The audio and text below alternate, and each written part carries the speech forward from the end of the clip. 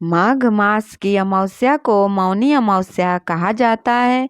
और जैसा कि इस अमावस्या के नाम से ही पता चलता है, मौनी अमावस्या मतलब साल में यही एक मात्र अमावस्या है जिस पर मौन रहकर व्रत किया जाता है। जब किया जाता है मतलब मौनी अमावस्या के दिन सभी कार्य जैसे कि पूजा पाठ जप तप इत्यादि सभी चीजें मौन रहकर ही की जाती है। इसके लाभ क्या होते हैं यह आप आज की वीडियो में जानेंगे।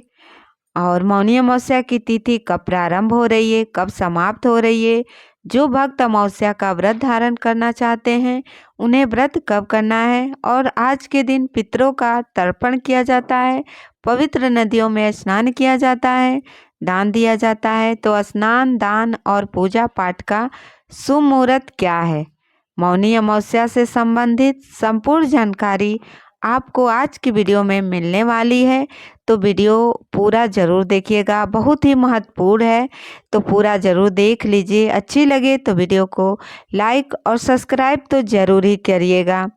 माघ मास की अमावस्या को मौनी अमावस्या इसलिए कहा जाता है क्योंकि इस व्रत में मुनियों की तरह आचरण किया जाता है, इसलिए इसे मौनी अमावस्या कहते हैं। आज के दिन ऐसा कहा जाता है कि अगर गंगा में आस्था से डुबकी लगाई जाए, विश्वास के साथ गंगा में स्नान किया जाए तो जन्म जन्मांतर के पाप धुल जाते हैं।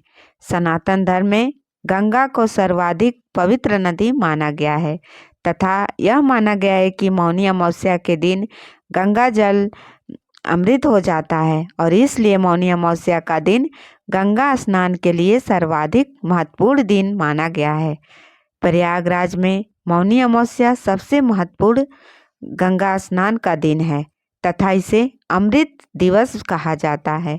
कुंभ पर्व दिवस के रूप में भी मनाया जाता है और इस पूरे दिन में एक भी शब्द का उच्चारण न करते हुए इस दिन के व्रत का पालन किया जाता है। जैसे कि नॉर्मली कोई भी व्रत होता है तो उसमें आप अन्न जल का त्याग करते हैं, निराहार रहते हैं, निर्जल व्रत धारण करते हैं। इस व्रत में सिर्फ मौन रहा जाता है, मतलब अगर आप मौन रहकर स्नान दान इत्यादि करते हैं तो आपका व्रत माना जाता है। बहुत से लोग हैं जो कि अन्न और जल का भी त्याग करते हैं। कई भक्त हैं जो कि फलाहार कर लेते हैं लेकिन मौन रहते हैं, बोलते नहीं हैं। कुछ तो मौनी अमावस्या के दिन मौन रहने का ही व्रत होता है। अब बहुत से भक्त हैं जो कि पूरे दिन मौन नहीं रह पाते। तो ऐसे में यह आप कर सकते हैं कि जब तक आप स्नान दान करते हैं अपनी इच्छा के अनुसार मौन व्रत रहने का संकल्प ले सकते हैं।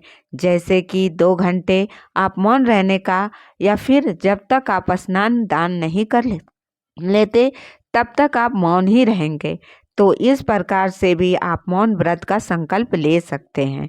मतलब अपनी इच्छा के अनुसार आप चाहें तो मौन रहने की अवधि कम या फिर ज़्यादा कर सकते हैं। वैसे नियम यदि होता है इस व्रत का कि पूरे दिन मौन रहना चाहिए, इसलिए इसे मौनी अमावस्या कहते हैं। और इस एक दिन मौन व्रत रहने का फायदा क्या होता है, देखिए।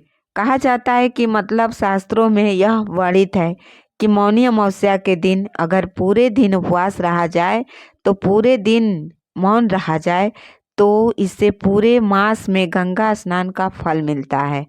पितृ दोषों से मुक्ति मिल जाती है, शनि दोषों से मुक्ति मिल जाती है, किसी भी प्रकार का जन्म कुंडली का दोष हो तो वह भी समाप्त हो जाता है और इसके साथ ही अनंत गुना पुण्य फल की प्राप्त होता है।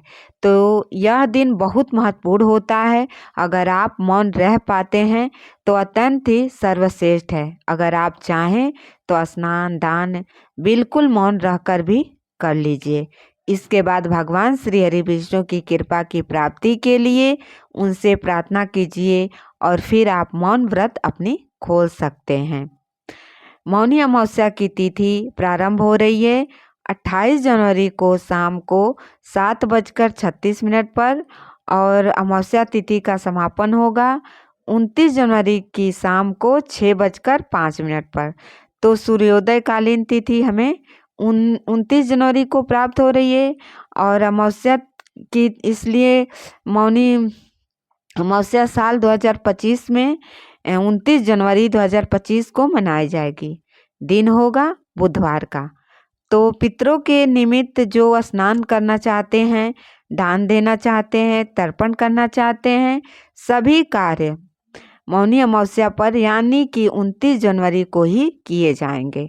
जो भक्त अमावस्या तिथि का व्रत धारण करते हैं 29 जनवरी 2025 को बुधवार के दिन अमावस्या तिथि का व्रत धारण करेंगे। 29 जनवरी को सूर्योदय का समय है सुबह 7:11 पर और सूर्यास्त का समय होगा शाम को 6:08 पर। इस दिन ब्रह्म मुहूर्त में स्नान किया जाता है। तो ब्रह्म मुहूर्त का समय है सुबह 5:35 से सुबह 6:23 तक। अमृत काल का समय नोट कर लीजिएगा, शाम को 9:18 से 10:50 तक अमृत काल होगा।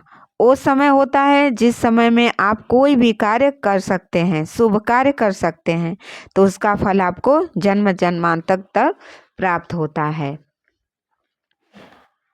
तो शाम के समय अमृत काल हमें प्राप्त हो रहा है, मतलब रात्रि में ही आप लोग इस समय में कोई भी पूजा पाठ करना चाहते हैं, मंत्र जाप करना चाहते हैं, तो इस समय में आपको जरूर करना चाहिए। अब बात करते हैं राहु काल के समय के बारे में।